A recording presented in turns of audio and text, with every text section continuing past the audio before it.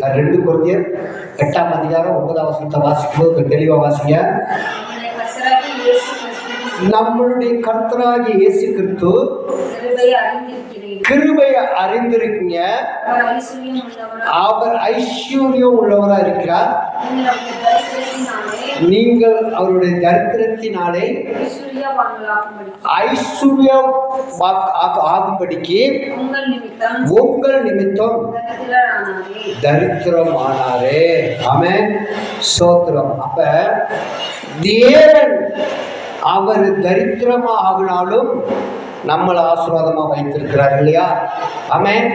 அவர் சிலுவையில் அறையப்பட்டு ரத்த சிந்தினாலும் நம்மளை ரத்த சிந்தாம கர்த்தர் வைத்திருக்கிறார். ஹல்லேலூயா, ஹல்லேலூயா. அவர் காயப்பட்டாலும் நம்மளை காயப்படாதபடி கர்த்தர் வைத்திருக்கிறார். ஆமென். அப்ப இந்த கால பொழுதுல அவருடைய கிருபையை அறிந்திருக்கோம். நம்ம அவருடைய காரியங்கள் எல்லாம் அறிந்திருக்கு இந்த உலகத்துல. அப்ப அவர் எனக்காக அடிக்கப்பட்டார்னா நமக்காக அவர் அடிக்கப்பட்டதை நம்ம பார்த்தோம். அல்லேலூயா. அந்த அவர் ஆணில் அடிக்கும் போது, சிலுவையில தூக்கி தொங்க விடும் போது நம்மளை தொங்க விடுறதுக்காக எல்லாம் அவரை தொங்க விட்ட காரியம் என்னன்னா, நம்மளை தொங்க விடாம அவர் பாதுகாக்கிட்டார். ஆமென். அப்ப நம்மளை தேவன் கிருபையா பாதுகாக்கிறார், மகிமையா பாதுகாக்கிறார். நம்ம தேவ பிள்ளை எப்படி இருக்கும்னா, சோத்ரா, அதை ஒரு அசாதாரணமா நினைத்து கொள்றது, ஒரு அசால்ட்டாக எடுத்துக்கொண்டு நம்ம பார்க்கிறோம். அல்லேலூயா.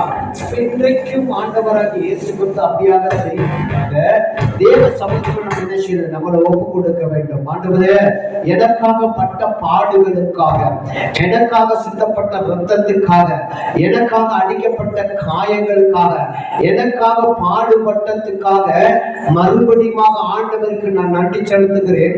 மறுபடியும் தேவன் என்ன செய்யணும்?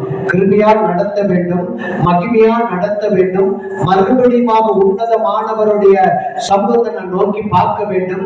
மறுபடியும் எனக்காக அடிக்கப்படாதபடி, என் குடும்பத்துக்காக அடிக்கப்படாதபடி, என் பிள்ளைகளுக்காக அடிக்கப்படாதபடி, என் ஆசீர்வாதத்துக்காக ஆண்டவரே ஸ்தோத்திரம், அநேக அடிக்கப்பட்ட காரியங்களை நான் பார்க்கிறேன்.